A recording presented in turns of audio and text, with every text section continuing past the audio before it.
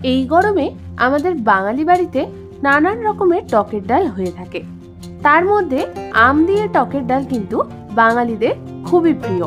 তাই আজকে আমি তোমাদের জন্য মুগ ডাল আর আম দিয়ে টকের ডালের রেসিপি নিয়ে এসেছি, যেটা বাড়িতে বানানো খুবই সহজ আর খেতেও হয় দারুণ। বাই দ্য ওয়ে, আমি সুস্মিতা আর তোমরা দেখছো আমার চ্যানেল ইয়ামিস বাংলা। চলো রান্নাটা শুরু করা যাক। এই রান্নাটার জন্য আমি এখানে একটা বড় সাইজের কাঁচা আম নিয়ে নিয়েছি। আমটাকে ভালো করে ধুয়ে নিয়ে আমি আমের গায়ের খোসাটাকে এইভাবে ছাড়িয়ে নেব। আমাদের আমের খোসা ছাড়ানো হয়ে গেছে। এবার আমটাকে আমি মাঝখান থেকে অর্ধেক করে এইভাবে কেটে নেব।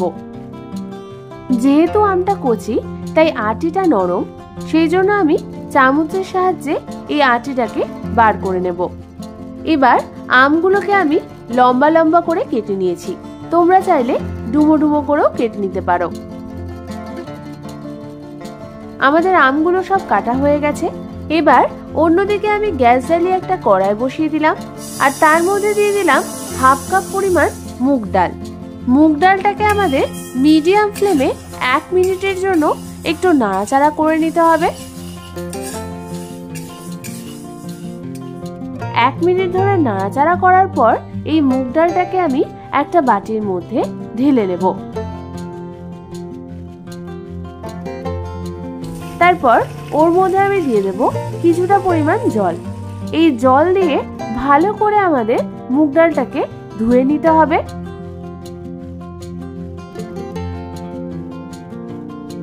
তারপর এক্সেস জলটাকে আমি ফেলে দেব। তারপর আমি ওই ধুয়ে নেওয়া ডালটাকে দিয়ে দেব প্রেসার কুকারের মধ্যে। আর দিয়ে দেব ওর মধ্যে 1.5 কাপ পরিমাণ জল।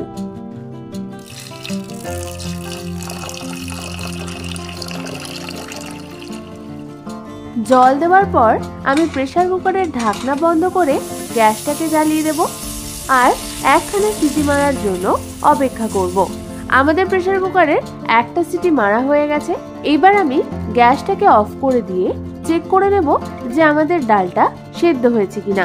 আমাদের এখানে প্রায় 70% মতো ডাল সেদ্ধ হয়ে গেছে, বাকিটা রান্না হওয়ার সময় সেদ্ধ হয়ে যাবে। এবার এটাকে একটা সাইডে রেখে দিয়ে অন্যদিকে আমি গ্যাস জ্বালিয়ে একটা কড়াইয়ের মধ্যে দিয়ে দেব 1 টেবিল চামচ সরষের তেল। তেলটা হালকা গরম হয়ে এলে আমি ওর মধ্যে ফোড়নের জন্য দিয়ে দেব একটা শুকনো লঙ্কা আর 1 চামচ কালো সরষে। ফোড়নটাকে হালকা হাতে একটু নাড়াচাড়া করে নিয়ে আমি ওর মধ্যে দিয়ে দেব কেটে রাখা আমগুলোকে।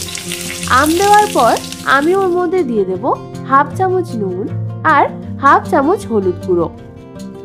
নুন আর হলুদ গুঁড়ো দিয়ে আমাদের আমটাকে মিডিয়াম ফ্লেমে 1 থেকে 2 মিনিটের জন্য একটু নাড়াচাড়া করে নিতে হবে। 1 থেকে 2 মিনিট পর আমি ওর মধ্যে দিয়ে দেব প্রায় 1 কাপ পরিমাণ জল। জল দিয়েও হালকা হাতে একটু নাড়াচাড়া করে নিতে হবে। এরপর এর মধ্যে আমি একটা কাঁচা লঙ্কা ভেঙে দিয়ে দেব। এরপর আমটাকে সেদ্ধ হওয়ার জন্য আমি ঢাকনা চাপা দিয়ে রেখে দেব মিডিয়াম ফ্লেমে 4 থেকে 5 মিনিটের জন্য। 4 থেকে 5 মিনিট পর ঢাকনা খুলে তোমাদের দেখে নিতে হবে যে আমটা সেদ্ধ হয়েছে কিনা। তোমরা দেখো আমাদের আমটা কিন্তু সেদ্ধ হয়ে গেছে। এবার আমি এর মধ্যে দিয়ে দেব সেদ্ধ করে রাখা ডালটাকে। ডাল দেওয়ার পর আমি ওর মধ্যে দিয়ে দেব হাফ চামচ পরিমাণ হলুদ গুঁড়ো, স্বাদ অনুযায়ী নুন আর স্বাদ অনুযায়ী চিনি। এবার সমস্ত কিছু আমাদের ভালো মতো একবার মিশিয়ে নিতে হবে। তারপর মিডিয়াম ফ্লেমে ডালটাকে ফুটতে দিতে হবে 2 থেকে 3 মিনিটের জন্য। 2 থেকে 3 মিনিট ফুটবার পর তোমরা দেখো আমাদের ডালের কনসিস্টেন্সিটা ঠিক এরকম এসছে। ব্যাস, তৈরি হয়ে গেল আমাদের আম দিয়ে দারুণ স্বাদের টকের ডাল।